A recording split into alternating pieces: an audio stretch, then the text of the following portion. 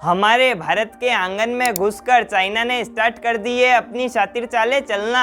मेरे पीछे आप ये जो 9 पॉइंट्स वाली स्ट्रिप देख रहे हो, इसे स्ट्रिंग ऑफ पर्ल्स कहा जाता है, जिसके थ्रू चाइना ने हमारे इंडिया को तो घेर ही लिया है, साथ ही में इंडियन ओशन पर भी कब्जा जमाना शुरू कर दिया है। और इसी बढ़ती हुई टेंशन को देखते हुए इंडियन गवर्नमेंट ने भी डिफेंस करने के लिए 8 कंट्रीज के साथ मिलकर 8 अलग अलग पॉइंट्स बनाए हैं, जिसके थ्रू चाइना को घेरा जा सकेगा। चाइना ने ऑलरेडी इंडियन ओशन से कनेक्ट होने वाली कंट्रीज से जगह को तो लीज पर लेना स्टार्ट कर दिया है, लेकिन साथ ही में चाइना वहां पर अपने पोर्ट्स, रनवेज, शिप को रखने के ठिकाने, नेवल बेसेस और अपने लेबर फोर्स को भी बढ़ाते जा रहा है। साथ ही में चाइना का एक BRI प्रोजेक्ट भी चल रहा है, जो कि एशिया को यूरोप और अफ्रीका से जोड़ता है। तो आखिर क्या है पूरी कहानी, आइए जानते हैं धोखा ब्रदर्स के साथ। सबसे पहले हम लोग यह समझते हैं कि इंडियन ओशियन आखिर इतना ज्यादा इंपॉर्टेंट क्यों है। इंडियन ओशियन से 57 आइलैंड्स और 33 कंट्रीज कनेक्ट होती है और यहीं से ही पूरे वर्ल्ड वाइडली 80% से भी ज्यादा ऑयल का सप्लाई किया जाता है। एक सीनियर जर्नलिस्ट के हिसाब से अगर इंडियन ओशियन में किसी भी प्रकार की रुकावट आती है तो यूरोप, मिडिल ईस्ट, अफ्रीका और एशिया का पूरा के पूरा बिजनेस ही खत्म हो सकता है। इसीलिए चाइना कोशिश कर रहा है कि वह अपना दबदबा इंडियन ओशियन पर बना सके और पूरे वर्ल्ड वाइडली राज कर सके। लेकिन इंडियन गवर्नमेंट ने भी मिलिट्री और काफी सारी कंट्रीज के साथ मिलकर ये जो मैप पर 8 पॉइंट्स बनाए हैं वो तो बनाए ही हैं, साथ ही में और भी कुछ पॉइंट्स बनाए हैं जिसके थ्रू चाइना को लैंड और ओशन में तो बैलेंस कर ही सके, लेकिन उस पर नजर भी रखी जा सके।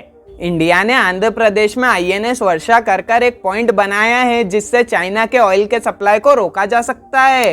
साथ ही में इंडिया मॉरिशस के आइलैंड से भी चाइना के हलचल पर नजर रख सकता है और इंडिया ने एक और पॉइंट INS कोहासा कर भी बनाया है, जो कि अंडमान एंड निकोबार आइलैंड पर है, जहां से चाइना का मुकाबला करने के लिए हमारी ट्राई सर्विस कमांड यानी कि आर्मी, एयरफोर्स और नेवी भी तैनात है। साथ ही में इंडिया ने जापान, अमेरिका और ऑस्ट्रेलिया के साथ मिलकर क्वाड भी बनाया है, जिसका मेन पर्पस यही है चाइना की जो पावर्स बढ़ रही है नेवल की, उन्हें बैलेंस करना। और ऑस्ट्रेलिया, अमेरिका और ब्रिटेन ने मिलकर भी एक एक्यूज ग्रुप बनाया है जिससे चाइना के नेवल पावर्स को बैलेंस करा जा सके। वैसे ऑफिशियली तो कुछ भी इंडियन गवर्नमेंट की तरफ से नहीं है, ये तो बस और बस एक इनफॉर्मल जनरल है। अब हम कंपैरिजन करते हैं इंडिया वर्सेस चाइना के नेवल पावर में।